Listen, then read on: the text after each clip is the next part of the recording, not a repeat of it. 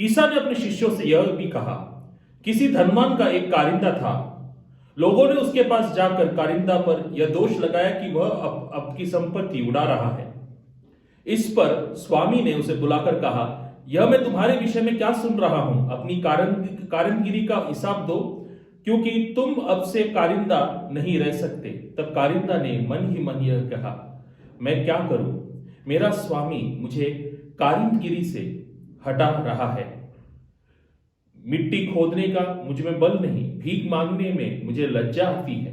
हां, अब समय में आया, मुझे क्या करना चाहिए जिससे कारिंदगिरी से हटाए जाने के बाद लोग अपने घरों में मेरा स्वागत करें? उसने अपने मालिक के कर्जदारों को एक एक कर बुलाकर पहले से कहा, तुम पर मेरे स्वामी का कितना ऋण है? उसने उत्तर दिया, 100 मन तेल। कारिंदा ने उससे कहा, अपना रुका लो, बैठकर जल्दी 50 लिख दो। फिर उसने पूछा, तुम्हारा कितना ऋण है? उसने कहा, 100 मन गेहूं। कारिंदा ने उससे कहा, अपना रकम लो और 80 लिख दो। स्वामी ने बेईमान कारिंदा को इसलिए सराहा कि उसने अपनी चतुराई से काम किया, क्योंकि इस संसार की संतान आपसी लेन देन में ज्योति की संतान से अधिक चतुर है। प्रभु का सुसमाचार। हे क्रिस्त, तेरी महिमा हो। क्रिस्त में मेरे प्रिय भाई और बहनों, आज इस सुसमाचार पर मनन करते हुए शायद हमारे मन में एक गलतफहमी उत्पन्न हो सकती है कि यीशु क्रिस्त इस बेईमानी को, इस कारिंदा के बेईमान हरकत का समर्थन कर रहे हैं। हर किस नहीं, यीशु क्रिस्त इसका समर्थन नहीं करते, परंतु इस कारिंदे की चतुराई का समर्थन कर रहे हैं। लेकिन यह चतुराई क्या है, यह समझने के लिए यह सुसमाचार की पृष्ठभूमि समझनी जरूरी है। यीशु के समय कुछ अमीर लोग थे जिनके इज़राइल के हर एक प्रांत में जमीन जायदाद हुआ करते थे, जागीर हुआ करते थे, और एक जागीर में रहकर केवल उसी जागीर का काम संभालना मुश्किल था, क्योंकि अनेक जागीर थे उनके पास। तो हर एक जागीर पर उन्होंने एक कारिंदा को नियुक्त किया था, मैनेजर को नियुक्त किया था, और एक एक करके वे हर एक जागीर का ब्यौरा लेते थे, और साथ ही साथ कारिंदा के साथ उनकी समझौता थी। और यह समझौता क्या था?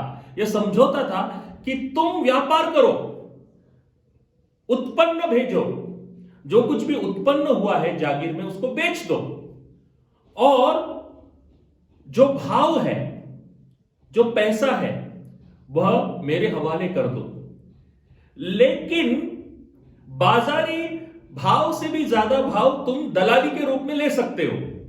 यानी समझो, तुमने 100 रुपए का माल बेचा, तो उस 100 रुपए के जगह तुम जो उपभोक्ता है उनके हाथ से, ग्राहक है उनके हाथ से, तुम 120 रुपए तक वसूल सकते हो। मुझे केवल 100 रुपए ही चाहिए, बाकी 20 रुपए अपने पास रखो दलाली के रूप में। लेकिन यह जो कारिंदा था, इसने बेईमानी की मालिक के साथ, उसके धन को उड़ाया, और मालिक उसे निष्कासित करना चाहता था। लेकिन कारिंदा ने क्या किया? जिन जिन व्यक्तियों के पास से उसने दलाली ली थी या दलाली लेने वाला था, उनकी दलाली को माफ कर दिया, ताकि ये लोग आगे जाकर के जब ये कारिंदा निष्कासित हो जाएगा, उस कारिंदे का ख्याल रखें। मेरे प्रिय भाइयों और बहनों, यीशु क्रिस्त इसी चतुराई का सराहना करते हैं, प्रशंसा करते हैं।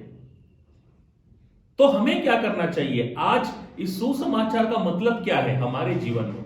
यह सुसमाचार का गहन मतलब है, गहन अर्थ है, गहरा अर्थ है, और वह अर्थ है कि हमें भी यीशु क्रिस्त के अनुयायी के रूप में चतुर होकर सुसमाचार प्रसार का कार्य करना चाहिए।